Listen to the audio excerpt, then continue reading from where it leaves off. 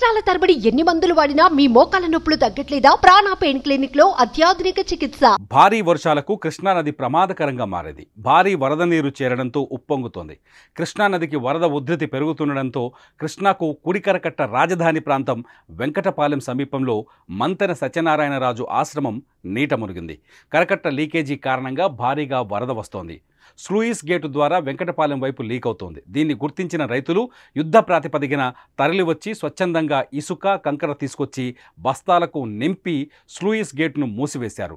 జలవనరుల శాఖ అధికారులు రైతులు కలిసి పూర్తి స్థాయిలో గేటు మూసేయడంతో లీకేజీ ఆగిపోయింది. అయితే వెంటనే మళ్లీ లీకేజీ ప్రారంభమైంది. దీంతో ఆశ్రమంలోకి నీరు వచ్చి చేరుతోంది. దీంతో అధికారులు సిబ్బంది అలర్ట్ అయ్యారు.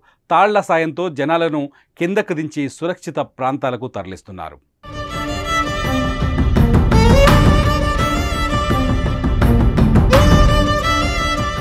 కృష్ణానది ఉధృతితో దివిసీమ ప్రజలను వణికిస్తున్నాయి. దీంతో వారు బిక్కుబిక్కుమంటూ కాలం గడుపుతున్నారు. గతంలో వరదలకు లోతట్టు ప్రాంతాల్లోని అనేక గ్రామాలు పంటలు నీట మునిగేవి. ఇప్పుడు మళ్లీ ప్రకాశం బ్యారేజీ నుంచి పరవళ్లు తొక్కుతూ వస్తున్న కృష్ణా వరద దివిసీమను కొనుకు లేకుండా చేస్తోంది. పులిగడ్డ అక్విడక్ట్ వద్ద ఇప్పటికే 20 అడుగులు దాటి ప్రవహిస్తోంది. ప్రవాహ ఉధృతి మరింత పెరిగే అవకాశం ఉండడంతో ముంపు ప్రాంత ప్రజలను అప్రమత్తం చేశారు. వారిని పునరావాస కేంద్రాలకు తరలించే ఏర్పాట్లు చేశారు. అవనిగడ్డ నియోజకవర్గంలోని కే కొత్తపాలెం, దక్షిణ చిరువల్లంక, పాత ఎడ్లలంక, పులిగడ్డ, ఆముదార్లంక, అవనిగడ్డలో పునరావాస కేంద్రాలు ఏర్పాటు చేశారు. మోపిదేవి మండలం ఉత్తర చిరువల్లంక వద్ద లాకుల నుంచి వరద నీరు కరకట్ట లోపలికి వస్తోంది. ప్రజలు అప్రమత్తంగా ఉండాలని అధికారులు సూచించారు. నదిలో నాటు పడవలు వినియోగించొద్దని చెప్పారు.